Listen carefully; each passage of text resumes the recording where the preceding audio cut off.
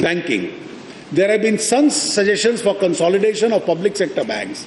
Government in principle agrees to consider these suggestions. To provide all households in India with banking services, a time-bound program will be launched as the Financial Inclusion Mission on 15th August this year. It would particularly focus to empower the weaker section of the society, including women and marginal farmers and labourers. 2 bank accounts in each household are proposed to be opened, which will also be eligible for credit.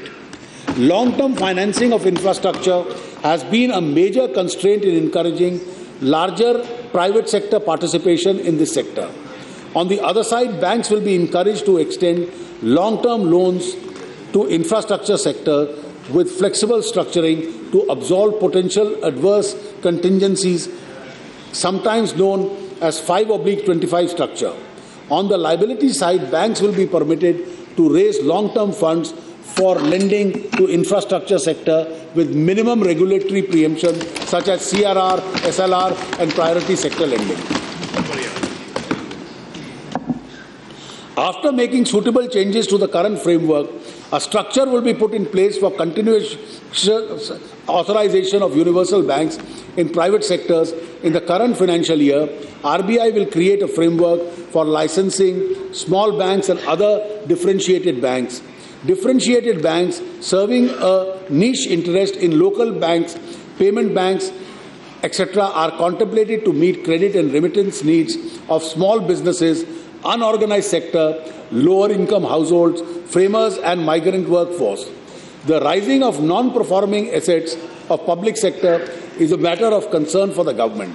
6 new debt recovery tribunals would be set up at Chandigarh, Bengaluru, Irkakulam, Dehradun, Siliguri and Hyderabad. Government will work out an effective means for revival of other stressed assets. Insurance. Benefits of insurance in India have not reached the larger section of the people, and insurance penetration and density are still very low. The government would work towards addressing this situation in a multi-pronged manner with the support of all stakeholders. This would include suitable incentives using banking correspondents, strengthening micro offices opened by public sector insurances. It is also proposed to take up the pending Insurance Law Amendment Bill for consideration of Parliament. As a part of the legislative initiatives under the financial sector reforms, it is proposed to bridge the regulatory gap under the Price Chit Fund Money Circulation Act, 1978. This step is expected to facilitate effective regulation of companies and entities which have been duped by a large number of poor, and vulnerable people of this country.